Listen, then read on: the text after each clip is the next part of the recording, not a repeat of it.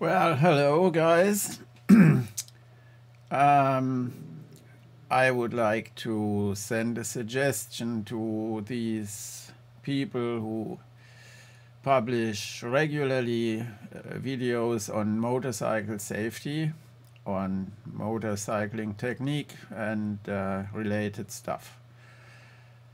I have bought a motorcycle half a year ago, and I was right from the beginning massively concerned by these security problems motorcycling is connected with.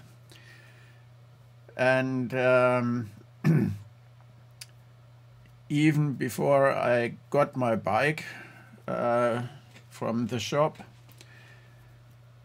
I watched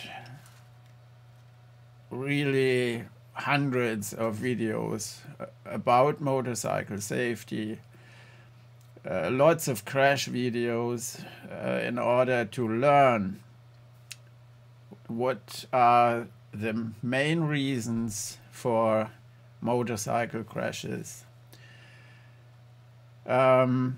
Due to the legal situation here in Germany, we don't have too many guys who publish dashcam videos which you could analyze and learn from specifically regarding the situation in Germany. So most of these videos are from countries which have less restrictions on dashcam use. So the selection of videos you can see and learn from doesn't necessarily come from the culture surrounding you're living in.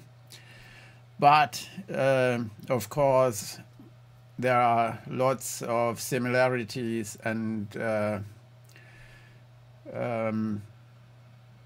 basic legal structures you can compare to each other. So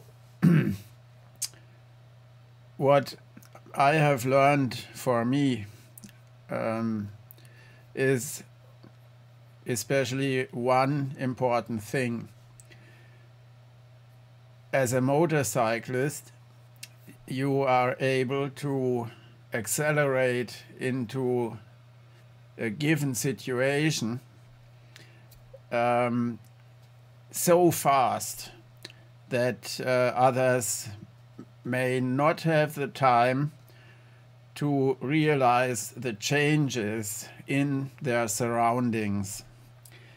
For instance, one of the latest videos from DanDan The Fireman shows a guy who starts moto vlogging and wanted to publish his first moto vlog, and then he crashed.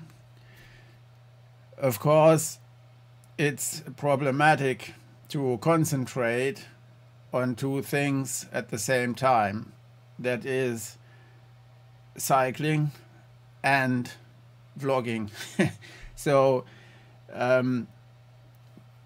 you have to concentrate on the road situation, the situation on the street, or you concentrate on what you try to say.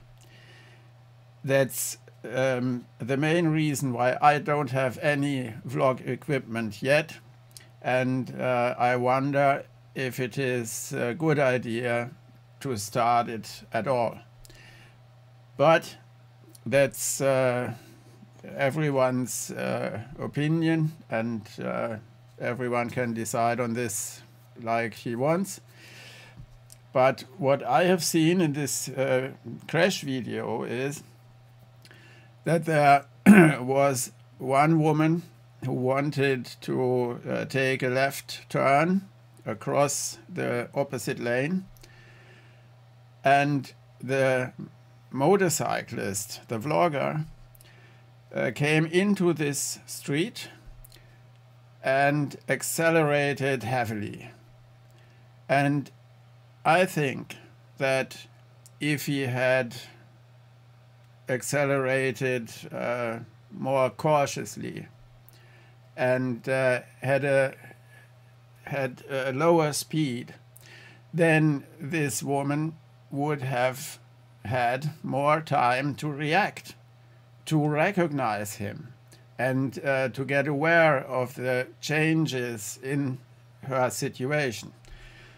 But so she had the plan to make this turn, didn't see anything which hindered that plan, and all of a sudden there is this guy accelerating up to, don't know, let's say 30, 40 miles per hour. I don't know exactly because we couldn't see the speedometer. But anyway, it was quite clear that he used all the power of his bike to accelerate into a situation he even by himself did not analyze enough beforehand. So the most critical factor I see in all these close calls or even crashes is the factor of time. We all need time. We need time to perceive things. We need time to draw conclusions, to react, and to take appropriate action. So don't steal us this time. When I personally accelerate on my bike, I only do it when I know exactly there are 500 meters or a kilometer before me where no risk is given. And I don't accelerate so much within closed cities or villages and so on. So you always have to take into account what the people around you do and by which alertedness maybe they show. So for instance, imagine a pedestrian zone where people walk. Some are walking quicker, some slower, but anyway, they are walking. And this is connected with a certain speed in all their actions. And when now someone with a bicycle, for instance, speeds into such a situation, then it's not surprising at all if he crashes and collides with some pedestrian or whatever. So attach, not attach is the wrong word, I think. Choose your speed and your acceleration and all your moves to the surroundings, to that what you see. For instance, when I enter a German autobahn, we have no speed limit here. Unfortunately, no speed limit at all. So not a general one. Of course, you have these traffic signs which dictate certain speed limits. That's quite clear. But in general, we have no speed limit on our autobahns. But when I enter an autobahn, I started more slowly, and I watch which are the speeds people are driving by, and I try to fit in. That's the best word, I think. You got to fit into a given situation. And if there are, for instance, lorries or trucks at a certain speed and masses of them behind each other, do not pass them with 200 kilometers per hour, or let's say 100 miles per hour or more. Because these guys also want to live and also may have the need to overtake at a certain point of time. And then you come in like a rocket and blast into the situation. So that's my lesson, which I have learned.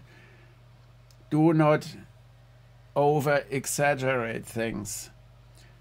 Keep it low and adapt to the others.